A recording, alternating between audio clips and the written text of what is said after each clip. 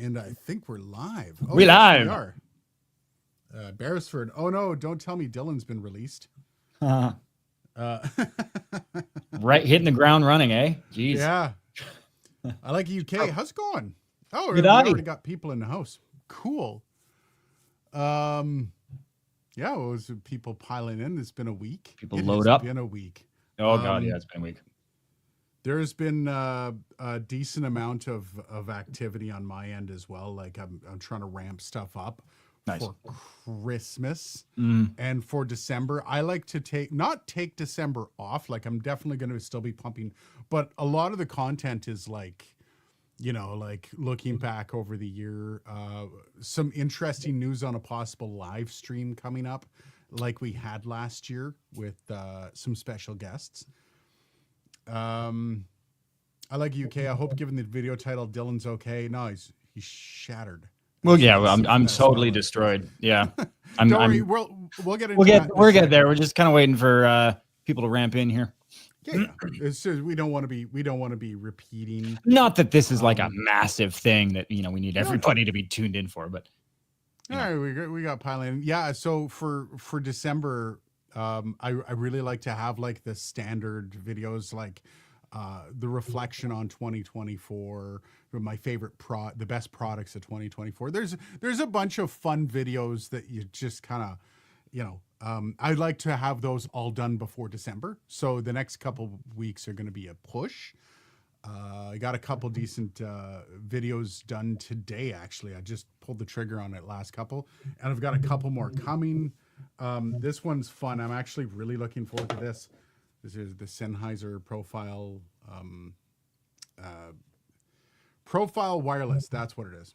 I really want to hook this up. I cannot wait to actually try this out. A very, very cool concept from Sennheiser.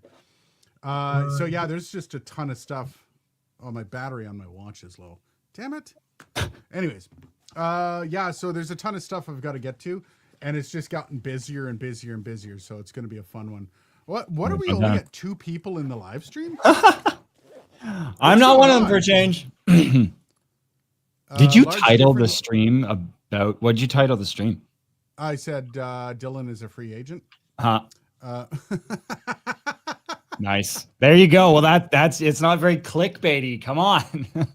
Okay, so apparently, I like UK says there's a large difference in your audio levels. Okay, guys, who's louder and who's not? Yeah, saying there's a difference doesn't really help us out a ton. Yeah, because I'm seeing my levels. My levels are good, and when Dylan talks, his levels are decent. So check. Let me just check on Rode Central and Audio Mixer. Dylan, would you check, please? Check 1, 2. The quick brown fox jumped over the lazy dog. Yeah, so I'm showing perfectly level levels here, so it's whether or not it's messing with. Dylan's much louder. Okay, you know what? I turn off the auto level. So let me look here. They have this automatically adjust mic volume. There we go. How's that now? Is that better? I can hear myself coming through Dylan's speakers. Jumped over the lazy dog. Oh, so it's not doing him. Let me bring it down a little. Oh, yeah, okay. There you go. Okay, perfect. Dab's in the house. Dabberg, evening. Dabberg. Evening. We've got famous basketball player Matt in the house. Yeah, Dab's here. Dab knows what's up.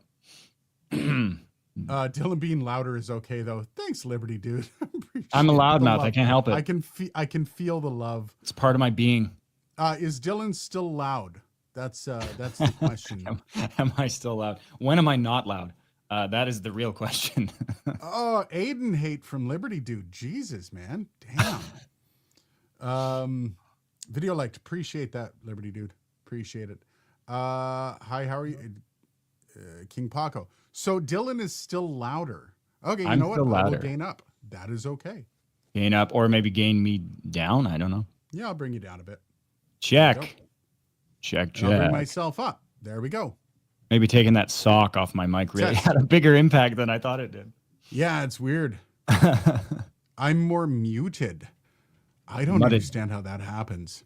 All right, so I gained way up, and you know what I can also do? I also have to turn this camera on so I can use that one. But it's funny. You say you gained up, but your volume to me hasn't really changed. Like I haven't Interesting. touched my speakers, and when you said you gained up, I'm like, it sounds the same as before you said I that. can see my mix is perfectly fine. There we go. So let's see if the mic's in my shot. It's a little bit in my shot.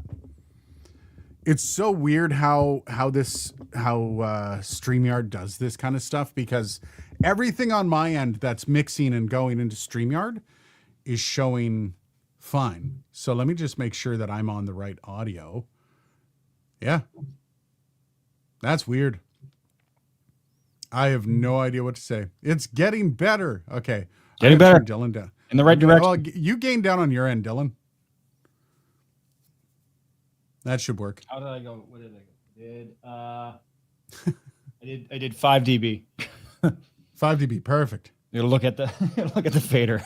I know. Liberty Dude says both sound great. Awesome. Sweet. Yeah, I got rocking the Rode NTG3. So Rocking I've the actually been rocking RE27. this for a while. I'm starting to really dig the NTG3. I've got an EQ profile for it now. It's had it not for a while. obviously on right now. I didn't mind it at all. I thought it had a good tone to it, like especially good, like a starting tone. And even like, I don't know, I just run with it sometimes and it would sound good. Yeah, it's warmer. It is definitely warmer than the MKH 460. Yeah, less high detail for sure. Dylan removed the RE20 condom. Free agents, waves be free. That's right. All right. So Dylan, this is not my story to tell. Yep. I am going to let Dylan come in and tell his story, and I'm going to basically sit in the corner until he's done or he asks me a question. So Dylan, the floor is yours. Honestly, there's not a lot to tell. It's a tough time for the media business. It's a tough week for the media business. The audio and radio businesses specifically, we've had a number of kind of sad, unfortunate announcements this week. With the radio industry continuing to feel the pressure of an uncertain advertising market, some difficult but necessary decisions were made in the audio business that impacted my previous role. As a result, I am no longer affiliated with Rogers Sports and Media as a audio producer. All right. That was shorter than I thought it was going to be. Okay. I told you it's not. But no, and honestly, just to put a more personal note off the back of that, it's been a really fun ride. I've done a lot of I have a lot of achievements that follow me as I leave. I have a lot of lifelong friends that I've made in this industry. I definitely feel like I've made my mark. It was a super fun. Well, Aiden's worked in radio. It's a super fun, vibrant chapter. Awesome. It's an awesome business. It's red hot, and sometimes that red hot is a bit of a double-edged sword. But it's it's a seductive demon of the show business, right? That's what is so kind of enticing about radio. So I'm never going to regret the time that I spent with radio or that I spent with Rogers. But I think, I'm excited to have the opportunity now to pursue some other stuff that I've been meaning to do. One is obviously a YouTube channel that we talked about and threatened many times. And so now that is going to be coming. I've got some other more pressing stuff on the table, like turning the faucet back on. That's a little more pressing. But that will come. There are a lot of priorities, a lot of things I'm really excited about. There's some stuff that's kind of already done. I just got to sort of position it the right way and put it out. So stay tuned. There's some really cool stuff. Aiden and I are going to be working on some cool stuff, especially in the new year. The new year is going to be a fun year for audio. We both suspect. Stay tuned. Lots of exciting, optimistic stuff coming. I am trying to secure the funding to be the one that hires Dylan. And I'm actually not even kidding. Dylan's worked closely with Dark Corner Studios, basically a part of Dark Corner Studios, but sadly an unpaid part for the most part. He's gear rich because of Dark Corner Studios, but he's not... I'm gear rich because of lots of different reasons. Yeah, definitely. Most of them which aren't very responsible. But I do want, I would love to secure the funding, and I'm going to be pushing through until next year to see if I can make that a reality. I think it would be probably the most seamless way to kind of transition between jobs. That was always the concern. I've always been pushing to hire Dylan. But then it was always like, okay, well, I'm not going to ask Dylan to leave his job until I can confirm I've got X amount of money that can cover his wages. Yeah, for and X there's amount of a time. lot of, other than just flat money, there's a lot of other logistical Yeah. considerations and all of that too. So it's something that we've been on the table. I'm obviously Aiden and I are buddies outside of the channel. So Yeah. I'm happy to help you make sure that your product is on point with my 2 cent perspective. And I'm happy to contribute where I can. Obviously, the bigger things, we work out arrangements for, but this. Because if you're being paid and work for me, I'll grind you down, man. And I can handle it, right? I mean, that's the media business we're in. Is pound. That's what happens. That's made it sound dirty, man. Someone's gonna clip that. Yeah, pound. NTG3 has a bit more bass love. Yeah, you know what? It's a warmer mic. It's definitely not as crispy in the high end, but it's got body to it. Damn, it's like a happy medium between like an MKH and like a ribbon mic. It's got some of that ribbon smoothness in the bottom. Yeah, that's kind of neat. It's very smooth. King Paco wants to know what happened to the Elgato video. Fun fact: the Elgato video is coming. You can actually see it in the background right there. That's just the Stream Deck Plus. It's coming Monday. I just finished it this week and another video. So it is on the way. I don't know if I'm going to get a lot of love for this. It frustrated the hell out of me. And I can't imagine why anybody, with the options that are in the world right now, I understand why people would use Elgato software for certain things. Like the Stream Deck Plus is one of my favorite devices of all time. I love that thing. It's wicked. You can set up anything on it. You got shortcuts for Premiere, for basically all Adobe stuff.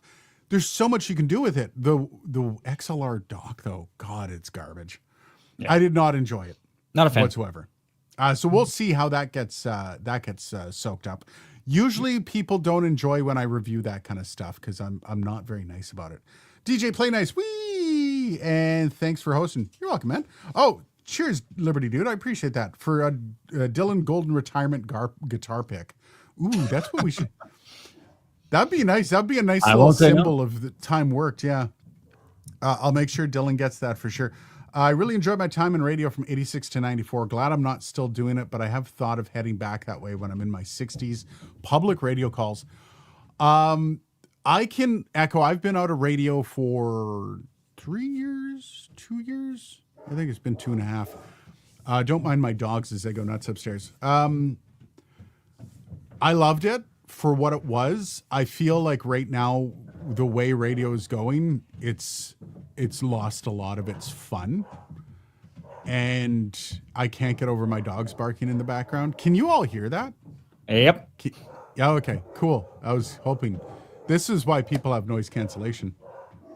Okay, so I don't miss how a lot of the fun got sucked out of radio. That said, I've worked in some environments where it wasn't a job. It was so fun. So yeah. No, honestly, radio, every day is something different. Every day is something fun. It's kind of a dream job in a lot of ways. Being anywhere in the radio business, especially in kind of the peak. I remember talking to somebody at a different broadcasting company, and they were saying how they remember when one of their stations sold more, like 3 times more revenue than 3 stations in digital combined do now. And like that's, those numbers are kind of hard to wrap your head around, but the revenues kind of become uncertain, right? The faucet coming into the businesses has become a little turbulent, and when that happens, kind of everything downstream, right? It's an unfortunate sort of state of the industry. Not much we can do about it. I'm certainly not averse to working in radio again, but we I have to, looking out for my own interest, look at opportunities fairly and completely before jumping back in again. Sorry about that. Yeah, I will say public radio. I mean, isn't that just podcasting now? Well, that's it, right? Radio hasn't gone away. It's just changed into a different sort of surrogate, which is podcasting. And so, as Aiden knows, podcasting is kind of where a lot of the revenue is. I got a chance to speak to somebody, before I left the company about, where is the industry going, and podcasting right now. Where is the future of it? Nobody knows that answer. This Yeah. is an ever evolving landscape, and what happens tomorrow, we have no idea. We're just kind of planning for today, really. And what is today is podcasts and podcasting for video for podcasting, I should say. Oh yeah. Those time. are huge revenue drivers. So, Beresford, thank you very much for the super chat. Drinks fund for Dylan and his family. Wishing you the best at this difficult time and a speedy return to employment. Yeah, definitely. Cheers to that. And again, guys, if you do, super chats are wonderful. We appreciate them. I will make sure anything that it comes through super chat gets to Dylan. I do want to say one empowering note to anybody that's out there that is looking to get into this business, is having a hard time finding employment. I've got a lot of irons in the fire, and a lot of them are very promising irons. But they're good irons as far as irons go. Back in like the 1940s, and grab a drink. This is gonna be a long one. Back in the 1940s, when you were an employee at a company, if the company had to, for whatever reason, go in a different direction, and unfortunately your role no longer makes sense for the business, you go home and what do you got, an injection molder in your backyard? Like, no, obviously not. The issue was the bourgeoisie, the owning element of society, owned the means of production, right? Yep. And now we are in this really empowered age where, just in general, if you have a computer and an internet connection, you own the means of production. And so people are empowered now to find their own revenue opportunities. And so I think in this day and age, having to leave an organization because of some restructuring, that's not as dire as it used to be, or it doesn't have to be as dire as it used to be. Nowadays, owning, like, I'm lucky, I have an impressive room here that's capable of doing a lot of high quality things. And so I'm fortunate that I'm in that position where I not only own the means of production, but like a world-class lead means of production. But like, you don't need much. As Aiden and I have talked about on these streams many times, when it comes to budgeting for a content creation rig of some kind, you can find really smart ways of going about it that you're not going to have to invest a mortgage in order to get everything that you need. And once you have that infrastructure, once you have the means of production, the sky's the limit. You just have to know where to look. Yeah. SR375 Stream Deck works great with the Rodecaster for using mini controls. You know what I don't understand is one of the biggest draws for the Stream Deck, or it's not the Stream Deck, the Wave XLR, is the software that goes along with it that allows you. But Rode has that in Unify. I don't know the draw for that amount of latency, why it's that important. Somebody would have to explain it to me like I'm a 5-year-old, why it's better than the Rode offerings. I don't get it. And considering you can get that set up with a Rode PodMic USB and have access to all of that stuff, let alone the Streamer X. Anyways, and then you can put the Stream Deck Plus into that setup and you're golden. I don't know. There's the NPR style and voice. You know what? NPR's got a very interesting act, the way you go into it and talking today. Oh yeah, it's all the inflection. The one podcast that I do have on the way, and I'm still trying to make inroads in my interviews. It's going to be NPR style, and I'm actually planning that, so it's not going to be in your face. It's going to be a lot more conversational and stuff. I can't wait to hear people's impression of that. And conjunction. The one thing I could not find in Japan retail stores was Rode products. Guess world domination by Rode is not yet complete. That's interesting. I figured Japan's not that far off from Australia. There must be like a trade, something to do with that. I'm not sure. That's a very good point. Honestly, oftentimes it's cultural. Different markets have different sort of saturations of companies. There are companies in different verticals that are huge in some countries and dominate with like 60% market share. But then that would be taken up by the big players in other countries. So yeah, it's interesting. I believe it. I'd be interested to learn exactly what is going on there.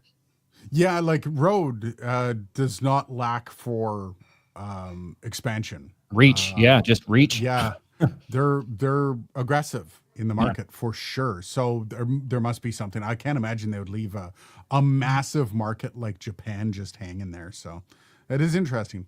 At SR 375, my baritone on Lude's voice is well suited, and I'll be old and slow. Nice. Sorry, I'm stepping on other people's stuff here. Japan's a long way from Australia. At least Canada is in the North Hemisphere like Japan. It's possibly closer. See, I'm ignorant. Once you pass Vancouver, I am rather ignorant about distance. I'm not going to lie. Yeah, Like, I'm about the same. I have a hard time sometimes like picturing distance, in a global context. No, I am not starting a flat Earth conversation. Please don't. We're not. The live going stream there. went sideways. Yeah, geez, and Dylan instigated it. But no, I'm kind of the same. There's some stuff like I know stuff in Europe in relation to other stuff in Europe, but like specifically like where Europe is in relation to where I am right now, like north, south, sort of east. I've been to Europe. Europe's not a problem. Like it's actually a quick flight over. The problem Yeah, is I understand geography in a regional context, but not necessarily in a global context. We went to Hawaii, and I figured because we hopped over to California, and then from California we buggered off, if I recall. So I figured once we hit California, it was just a couple more hours. Like we were just going to be there. Like it wasn't much. Oh no, it was. I think it was like 5 hours from California of a flight to get to Hawaii. It was mind blowing how far it was. And yeah, I don't know. It's one of those things. Once you get past the west coast of North America, I'm just clueless at how far things are. Going east, I'm good. Going east. And Australia is not in Europe. Europe has Austria. We should start sailing. We should start a sailing channel, and we'll learn. We'll learn together about the geography of the world. We have to go back to coloring maps. You know what the problem is also? It's the way that the maps are set up. It makes you think stuff is much closer because of the warp from the it's equator contorted. warp. So yeah, totally. Yeah. The map that we look at in school is square. Duh. The planet's not square. Yeah, it's not our fault. It's the maps. Just no, so you know. And I did have a globe growing up. My parents bought me a globe. I didn't look at it as much as I should. Clearly. Working, I know that there's a few things you and I got to hook up on. There's one video still in the coffers that will probably get out for the new year. But is there anything you want to do? Honestly, of the things in my life that I've been a part of, I'm not gonna lie, that video is probably now the most embarrassing thing.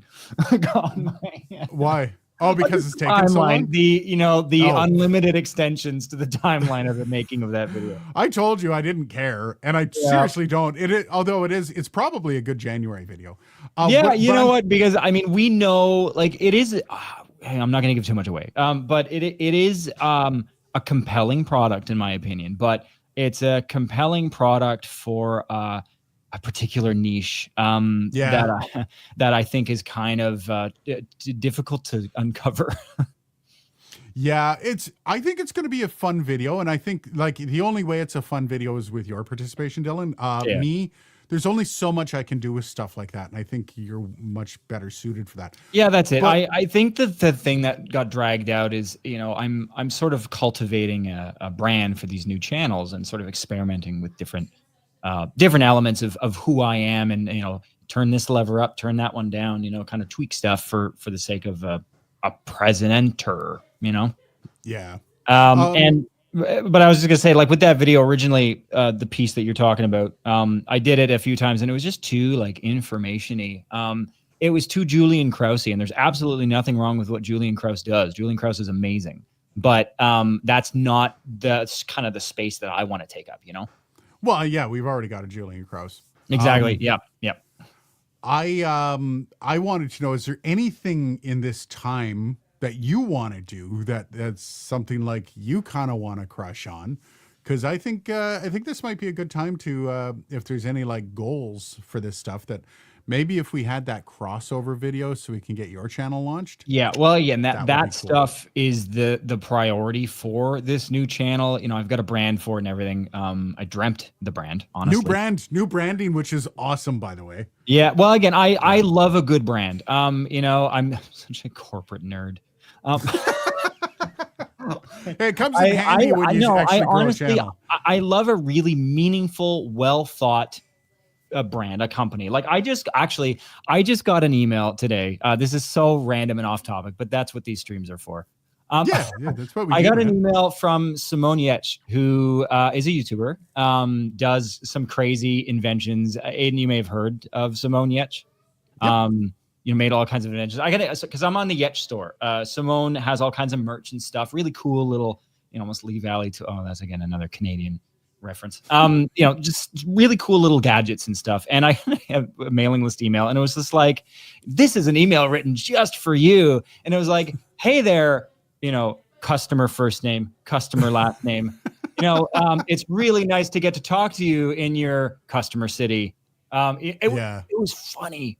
It was funny. And I was like, this is the stuff. This is the stuff that's memorable, right? Because that's what we're all trying to do. We're trying to make content, whether it's written, video, audio. We're trying to make stuff that's memorable. And if you can, I don't know, do a slapsticky little stunt like that, I got mad respect for that kind of stuff because it's innovative and it draws you in, and that's what we do. It's funny you bring that up because, like, if I could go back, so my branding came from an old podcast I did called The Dark Corner of Radio, and it only seemed natural that this would be called Dark Corner Studios. The branding implications of that have been freaking miserable because how do you have a logo for a dark corner?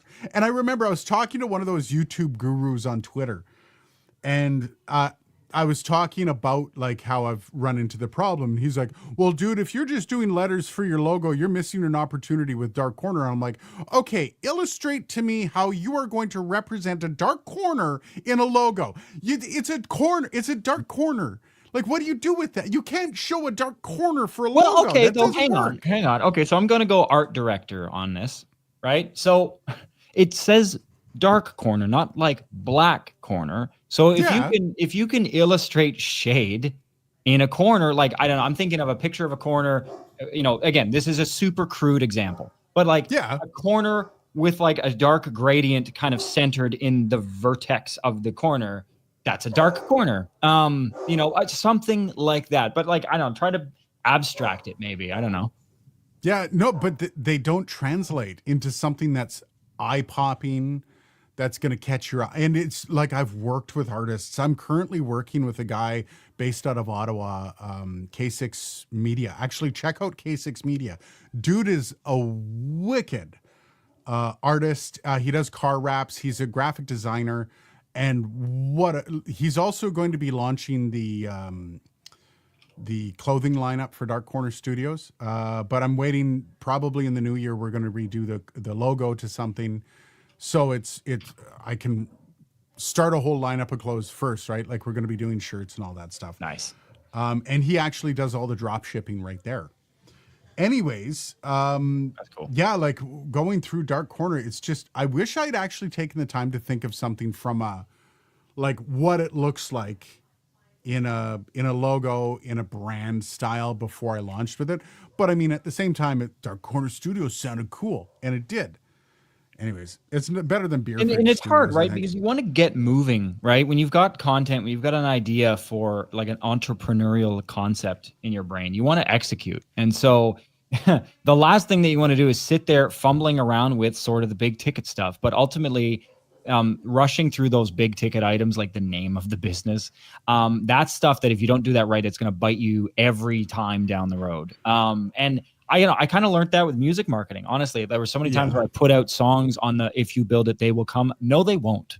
No, they won't. If you're in the content business, you also need to really understand digital marketing, because you're not going to get anywhere unless you get up to speed on digital marketing concepts. Dab wants to know if what you're talking about is going to cost him money. That review we've got in the coffer. I mean, it costs money, of course. Whether it's going to cost you money, Deb, that is for you to decide based on the information we present to you. At least it wasn't Black Mold Studios. That's Black Mold. Hey, at least that's illustratable. That would be, yeah. I could actually probably do something really cool. Just have like a gross bathroom corner of like a bathroom ceiling with like black spots. It's interesting though when you look at like a lot of bands, some of the most marketable bands ever. Think U2 hates their name, like it's a dumb name. It's stupid. But yeah, like they ended up having other elements of their image that were marketable. The actual name by itself, U2, just verbally is not really marketable. At least not in my opinion. But the band has so many other kind of vivid cultural impacts that you can hinge on for market. That's it. When marketing, you don't need to market on a name or a logo. Those are really good places to do that, but find something compelling and use that to hinge the business on. Yeah. You as well was taken, I guess. Was it? Is that true? No. Okay. I was going to say that's a neat backstory. If it is, that would be an awesome I would literally tell that story true or not. Like if I was Bono, I would be like, yeah, man, I was taken 100%. I mean, what was it? I think ZZ Top was known for years of making up all kinds of random stories about how their band name was conjured up. They finally came clean about it, but I remember there was a bunch of stories floating around. Yeah, and I love the bands that just make shit up just because most bands are like half-ass stoned in the bag, sitting around with their buddies going, it'd be a great band name. That's the origin of the band. It's like Kiss. And that vibe in and of itself is marketable, right? I mean, there's something about that's enticing for a pretty big percentage of people. That sort of fly by night. All right, well, we all, I said this name and then 6 guys said, "Oh yeah." And then that's how we had the band name. Yeah, that's usually how it goes. Dab says, everything I had in my studio is from your suggestions, Dylan. Oh, yes. You have cost Dab a lot of money. I've contributed negatively to Dab's wallet. Very, very well to his creative capacity. Not so good to his wallet. Jerker says, sorry I'm late. Usually I see this stream as a pre-show to the WAN show, but this week you guys are actually the after party. Did WAN show go early? Oh. Maybe with the time change. I was just going to say, I think, didn't some provinces get rid of the daylight savings thing? I don't know if Vancouver or BC has daylight saving. I'm not exactly sure. But that's interesting. That might be a winter thing. Cool. And SR375 says, just call it Plumbus. Plumbus. Plumbus. I like it. Just because it's fun to say, right? Coming up, this is a fun thing I'm working on. I've got some special guests for the year-end live stream. Last year we had Bandrew and we had Bark from Obscure Mics. I'm trying to get them to return. However, we also have another name. I don't want to give it away yet because I want to confirm. I want to have everything confirmed, but this year's going to be fun. This year's going to be, we got a Bandrew, big name. You got Bark. Bark's always fun. And then the next one is another big name. So let's just say it's going to be a stream you're not going to want to miss.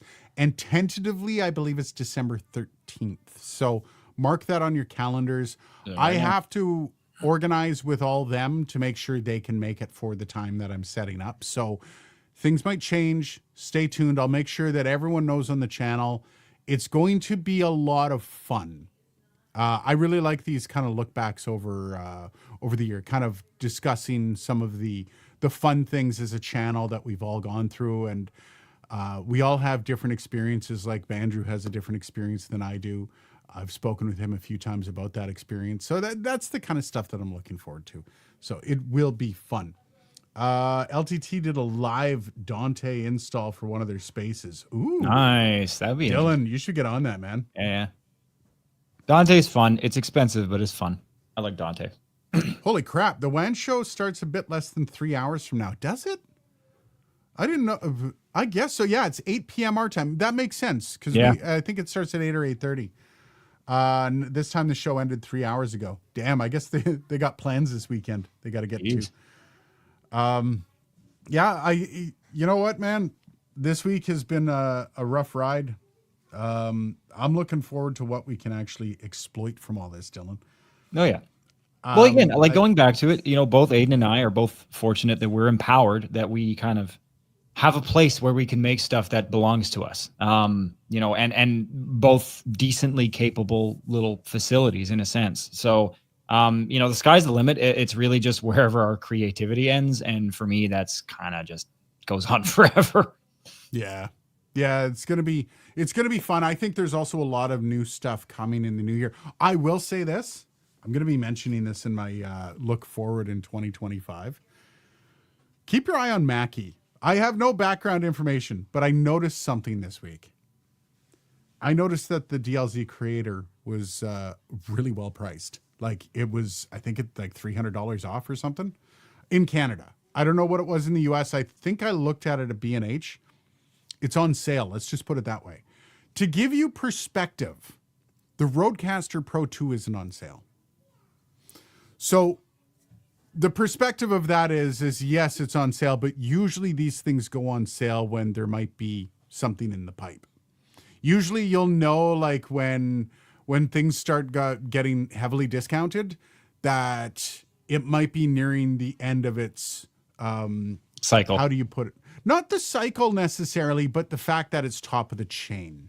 Well, it's top of the food chain. Just like in the music business, like, album cycles might overlap, but as far as like the kind of the business is concerned, it's like, no, as soon as a new cycle starts, the previous cycle is pretty much done.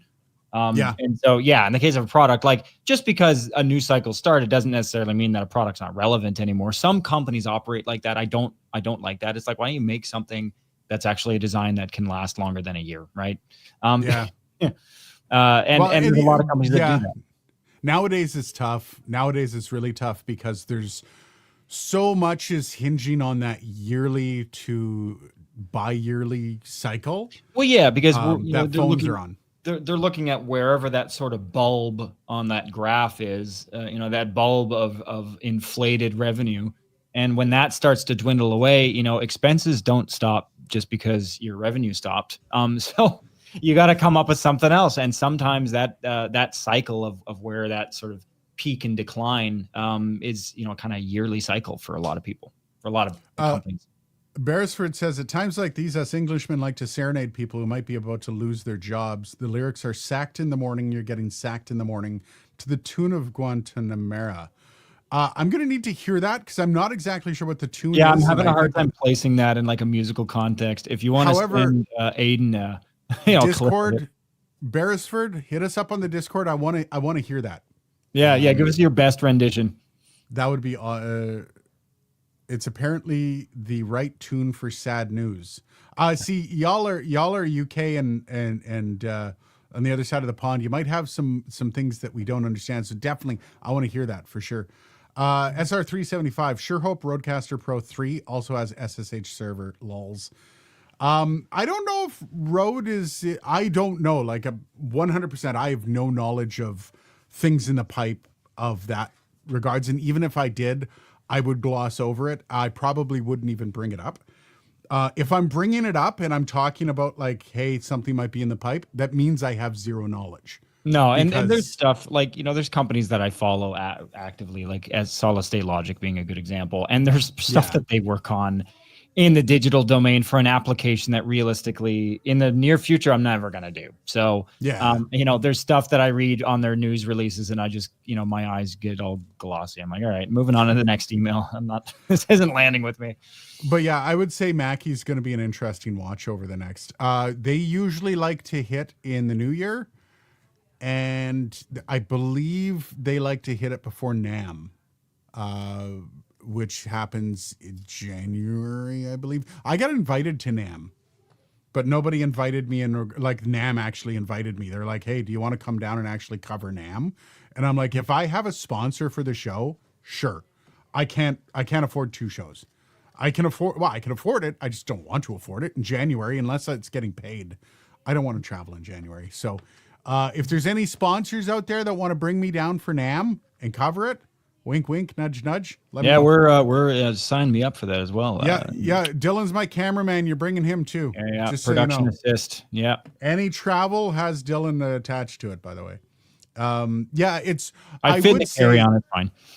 I would say the way 2024 has been, I would love to see what the cycle's going to be for audio gear, and the only people that are going to be setting that is Rode. Yeah. Like you have other things like SSL with their Mark II on the 2 and 2 Plus. What was that? 4 years in between, I think. Yeah, 2020 was SSL2 came out. 4 years is too much. I can't imagine audio gear is going to go 4 years on a refresh. However, the Rodecaster Pro and Rodecaster Pro 2 had about 4.5 years. So maybe that's the in between. And the Rodecaster Duo was kind of smack dab in the middle of that. So maybe that's something coming. But I'm curious to see how that's going to happen. If that does happen, 2025 might be interesting. And also like waiting to see what the parent company of Rode and Mackie decide to do with Mackie and going forward, and because you gotta think that there's going to be some integration there. It's going to be fun, and I'm hoping this stuff starts to open up in January. Because if that stuff starts happening, there is a good chance I might be able to hire Dylan, and that's what my fingers are crossed for. Because 2024, we've had some interesting releases. But I'm going to be honest with you, it was a dead year for big releases. Yeah. The only one I feel like I didn't get to, and that's on me, is the Shure condenser mic. I forget the name of it. Oh yeah, And that new one.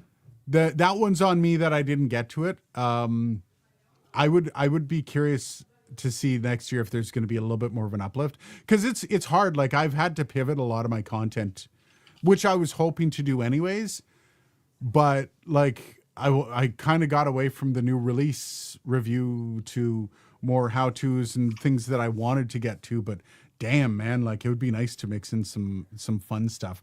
Although this fall has been good, like all the wireless stuff coming out with Micro and the Sennheiser stuff. And I think it's good to balance it. I mean, obviously the release stuff, that's a big attention driver. It's, consumerism, kind of rampant consumerism. But I think it's good to sprinkle in some educational, some purely like, hey, this is to make you better at what you do type content. And you got to balance that, because again, that stuff is great, but it doesn't drive the viewership. SR375, Chungus and Rodecaster need to have a baby. That would be fascinating.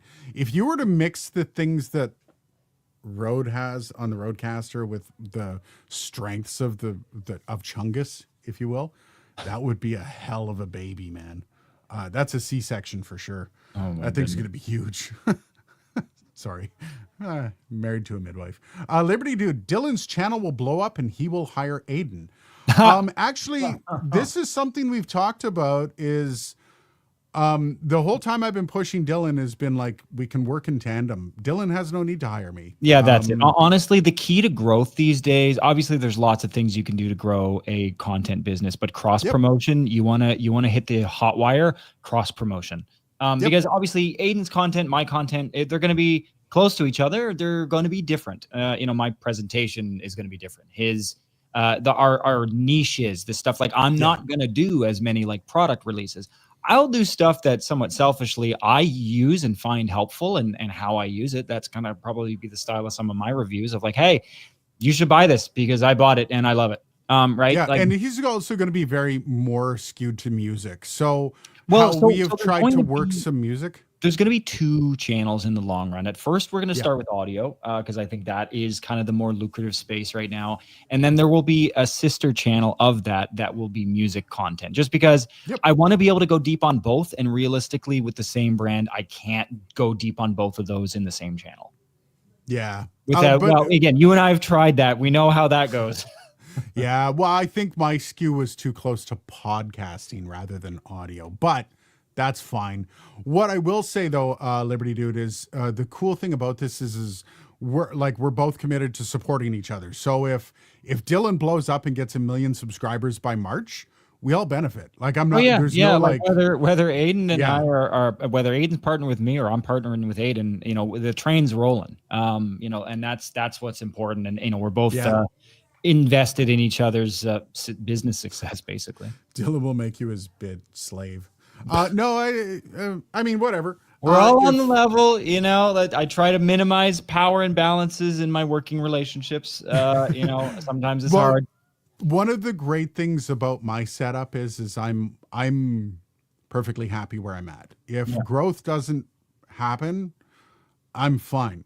My growth push has always been to benefit Dylan.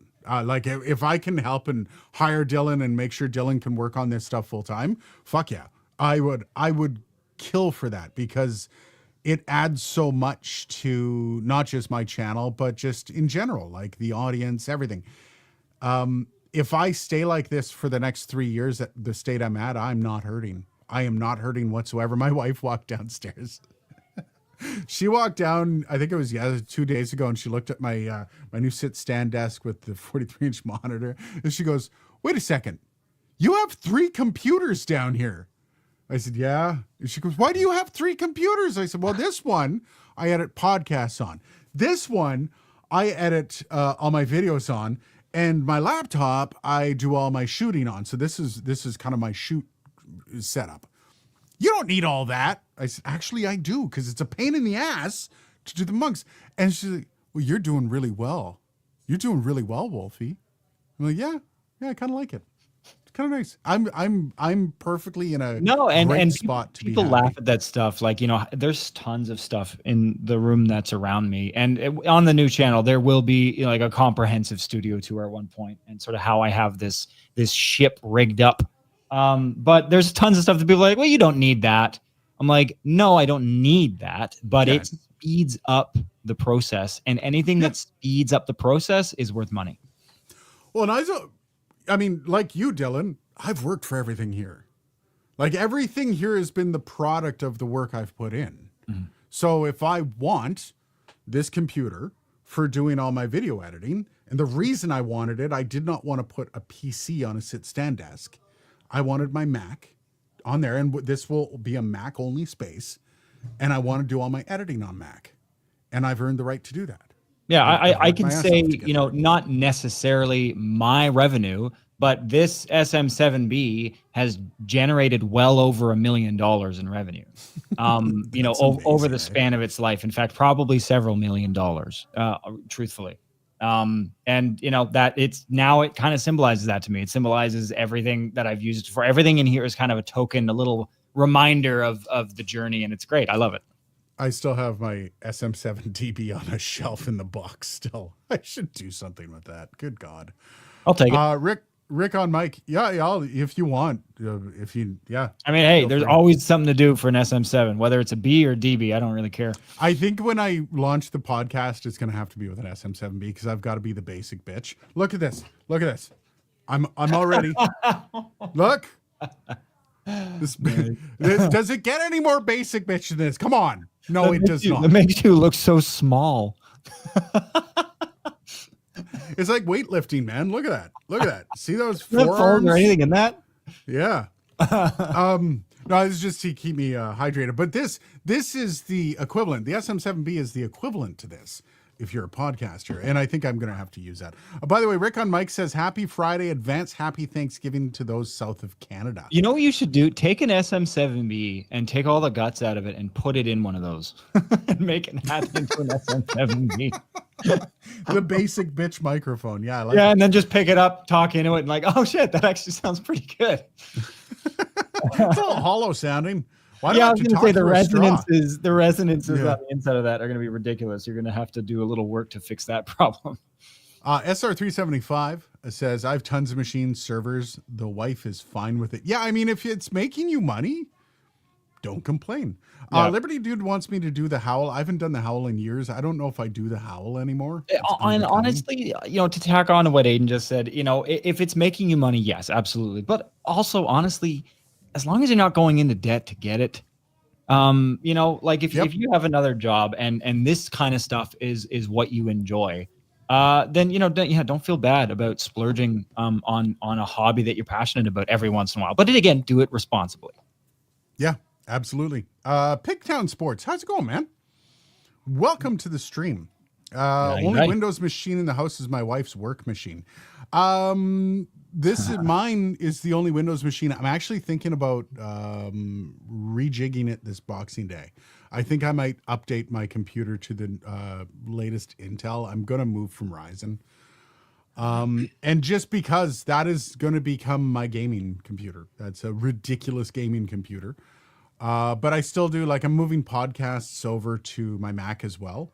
Once that happens, my Windows PC will be free of work, which has kind of been the drive for a while. But I also want the ability, like, if shit hits the fan and I've got to do something on my computer, if one of them goes down, this whole setup never goes down. That's one of the reasons I did it. You need 24-hour access to stuff like this because time is money, and having redundancy. Well, for any business, any person in IT or in any kind of infrastructure for a business will tell you redundancy is critical.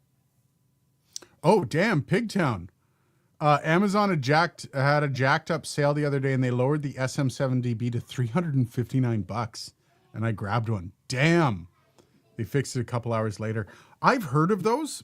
I've never actually seen. No, I have seen one, but I didn't pull the trigger because I didn't need it. I can't remember what it was. I was like, wow, that's only like $50, and it was like a $400 thing. I don't buy shit I don't need, but yeah, that's cool, man. SM7DB is a sweet ass mic. You two are one of the most successful people I know. I really know that people made it in life when they just show their feet for free in their live stream. Yeah, I did show my feet for free, didn't I? I spaced on that. I think I have a little bit of. I can't remember showing my feet, but yeah, I probably do remember did. it now. It's funny. As soon as I read that, I was like, oh yeah. I believe I've showed my nipple for free on this live stream. You got to go back a while. I think I did the pull down. Oh man, we crowdsourced Zip Fizz. We've done some pretty funny stuff. Yeah, no, stream. When you don't really bring anything else to the table, you got to do something, right? Right? Nipples, yeah. When you're Zip Fizz, you gotta make it up as you go. I wonder how proficient you guys are with audio playback. I personally just set up a 5.1.2 surround system, soundbar woofer rears in my tiny apartment. Would love to hear about your setups. I've done Atmos stuff. I don't have an Atmos rig at the moment because I'm in an apartment. I'm in an untreated room in an apartment. I would never do a surround setup in a room that wasn't treated. I will tell you that right away. Yeah. The benefits of surrounds, of anything more than 2 channels in a space that it gets washed away if you're in a regular untreated room. So, advice if anyone's setting up a home studio. So there's a tale of 2 people in this house. I am like oh shit, I want to have it. I consume all of my content down here. I literally watch shit on my Mac. I'm actually watching a snooker match between Ronnie O'Sullivan and I forget who. It was a kid. It's a 2017 match on YouTube. That's what I'm watching over there. This is where I watch all of my content. I don't really watch upstairs. The wife has a sound bar and a sub upstairs, and it's too much for her. She doesn't need all that. She would be fine with television speakers, like the speakers on the flat. Hey man, in my living room, that's all I've got. They're right attached. Yeah, and I mean, I that's game fine. on that regularly. I rarely watch TV, so to me it doesn't matter. I used to have a 5 point, what was it? 5 point, I forget the setup. Actually, I have it sitting over there, and I'm trying to get rid of it. It's an old stereo system from the 90s. Oh, I remember that. I remember tripping on it. Awesome. Yeah, sorry about that. But yeah, I would love to get back into it, but that's a whole other space of spending money that I don't have. Well, yeah, that's it, right? When you are in essence, Aiden and I run a business, completely different kind of stuff that we're doing, but we both run businesses. When you run businesses, any business thing that comes up, because that's the faucet, right? Any stuff that comes up, that's priority. So for me, I love to, like, I've got my previous manager gave me this turntable over here. It's a VPI, like audiophile grade turntable with a Lin Akita tone arm. And I would love to be able to plug that into something, but realistically, I'm in an apartment. I can't make the music loud enough for it to matter anyway. So I'm holding off on that. It is a goal at some point. It's an objective I have in the future, but it's nowhere near the top of the list. We've got 2 pig podcasts here. The Woo Pig podcast, Windows is low-key dying for content creation, and Pig Town Sports. Nice.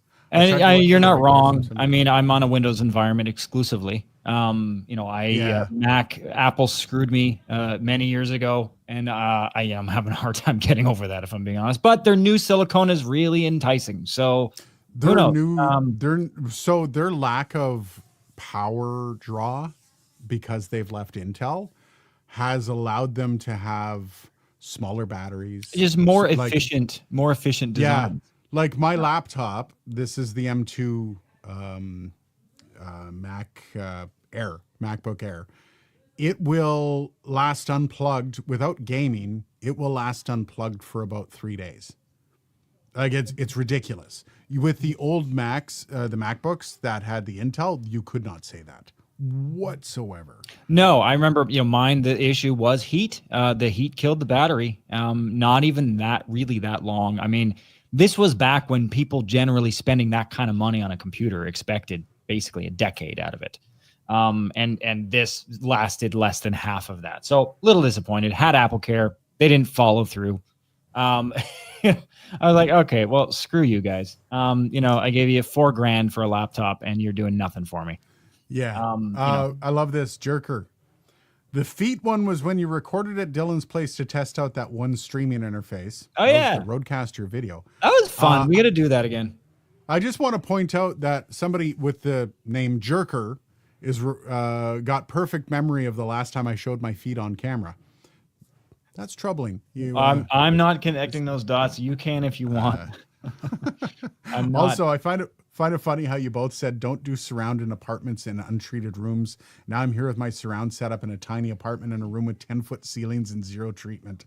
Hey, I'm not saying it's still not great. It's just the benefits of it are not as different. Yeah, things start to mix and blend together, and now you're getting the rears bouncing off the front walls and hitting. Yeah, it's really it's a function of acoustics, right? You have two ears, so two speakers. The difference between one speaker and two speakers is huge.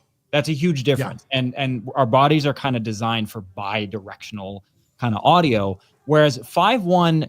The kind of the cracks and creases and crevices in your ear are kind of what tells your ear what direction the sound came from, like laterally. So, it's hard. You really have to have a well fine-tuned space if you can, if budget's permitting and all that, to really enjoy the full benefits of a full Dolby Atmos direct on all sides kind of thing, right? For a 5.1 setup, it probably doesn't matter as much. Yeah. Just want to point out, Woo Pig Podcast says Pigtown Sports is for the Baltimore Orioles. Cool. That's nice. Awesome. I'm a Jays fan. Sorry, man. Well, I should apologize to myself. I'm Arkansas Razorbacks. The Jays have been horrendous. I'll try to get melamine panels soon, sometime next year, that Julian Krause recommended to me. But it's decent enough right now. Thanks for the input. So, you know what, Jerker? If you need to, Rockwool is a great stand-in for the time being, and it's freaking cheap. Yep. Just wrap the shit. Mm-hmm. You can get a pile of Rockwool. I don't know where I remember you're in Austria, if I recall. I know here a lot of the big, hardware, home improvement-y type stores. Yeah. Like for us, it's Home Depot and that. Just get some fabric, wrap it, and it works wonders. It's fantastic. Well, yeah, again, anything that's got that kind of cushiony density, like we always talk about moving blankets and how a lot of the acoustic material, that lattice, that just generally spongy stuff absorbs sound. That's moral of the story. Yeah. And if you've got shit on your walls, one of the best things if you have a direct bounce point on your wall, put a bookcase there with some books on it. Put something. Make sure the books are staggered. In a recording studio, you'll have a lot of different versions of this. For a properly treated room, you need two things. You need absorption and diffusion. And so absorption is obviously acoustic panels. That's absorption. Bass traps. Bass traps are absorption. And the role of absorption is to kind of try to reduce reflections as they're bouncing around the room. The purpose of diffusion is to send the reflections of different frequencies off in different directions. So there's a tool called a quadratic diffuser. That's a really weird, if you've ever seen a recording studio with a thing at the back of the room that's got a bunch of different kind of, etched pieces. It's usually a wood panel that has a bunch of different, kind of carved out of it. Looks like Hubert played on it too. Yeah, honestly, it looks like somebody just slashed it to pieces. And what that does is it obviously the distance from wall to wall at each of those points is different. And so that allows the sound waves to sort of bounce off in a non-uniform way, so you don't get resonances as easily. Are do those have specific mathematical formulas to build one? That you're supposed to. I'm not So saying every guy that's built one of those. When you're building a proper quadratic diffuser, as the name would imply, yes, there's math involved in those. I want to know what the math is because I want to try to build one. They look like, if you know the math, they would be simple to build. Yeah, I know the math. You have to know the math. Yeah, You know the math? Yeah, I know the math. I built one in college. We had Of course to. you did. Well, You had to? Yeah, it was a project. Oh, that's right? cool. And a Helmholtz resonator, which is another tool for absorption that's quite effective at getting specific standing waves out. But yeah, the math is not super hard to wrap your head around. You and I can jump off and go over it. Oh, that's fun. Helmholtz resonator. I have heard of them. I'm trying to picture one. It's weird. Is it like a bunch of wooden okay. slats and then there's material inside? Yeah. Yep. Yeah. Like there's a company that actually sells that. You can buy the slap board and it looks really good. What's interesting about it is you need to get one specific to your problem because you generally get them to deal with standing waves and the dimensions of those slats and the cracks between them, the dimensions of the panel, those are what impacts what resonant frequency is absorbed by the resonator. Well, I know they take the dimension of your room into consideration when you order them. So I wanted to order. So they're like, it's about a $4,000 buy-in. And I was like, maybe nah. Yeah, like whatever. If you know the dimensions of your room, you can calculate where the resonances are going to be before you're even in the room. And then from that, you can figure out what those dimensions of those slats and the spacing needs to be. Oh, look at this. SR375. Google QRD diffuser wall depth calculator. Yeah, there's honestly that's a great point. There's a ton of online resources that do most. Like if you need to calculate room modes. So for people that don't know, real acoustic nerd talk right now.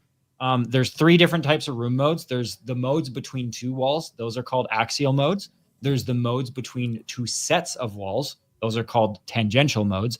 And then there's all 3 sets of walls, which are called oblique modes. And there's online calculators. You can put in the dimensions of a room and it will tell you what frequency all of those different modes are going to be at. So you can kind of map resonances. Yeah, I'm looking at the QRD diffuser wall depth calculator. Keep saying wall depth calculator. Cool.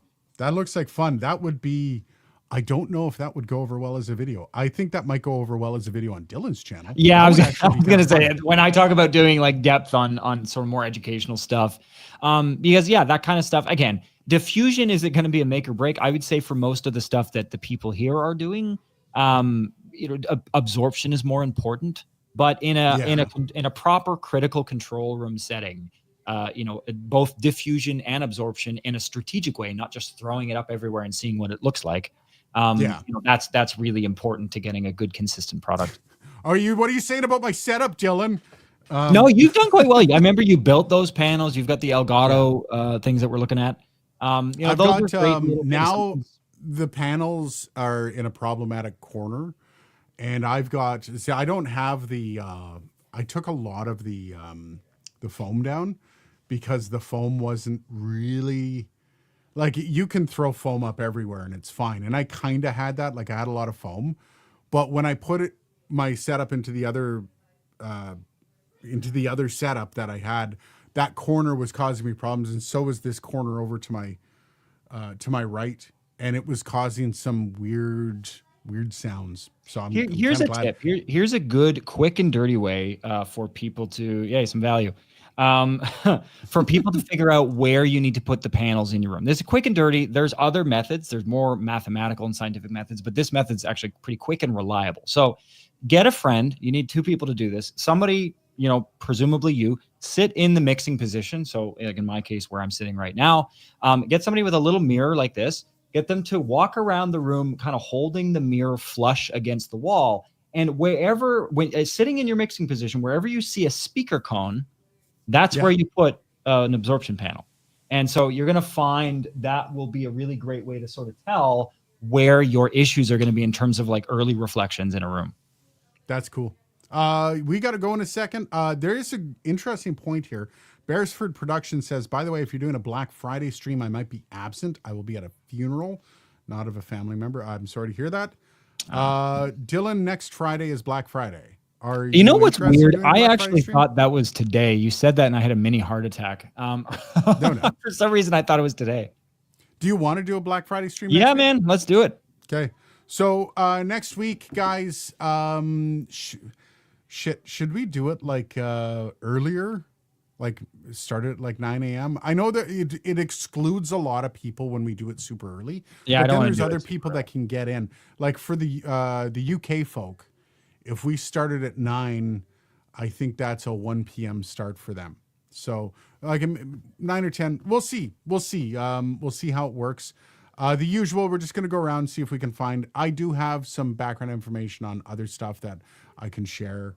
But yeah, we'll definitely talk about Black Friday stuff next Friday. That sounds like fun. Yeah, We're definitely available for that. All right, guys.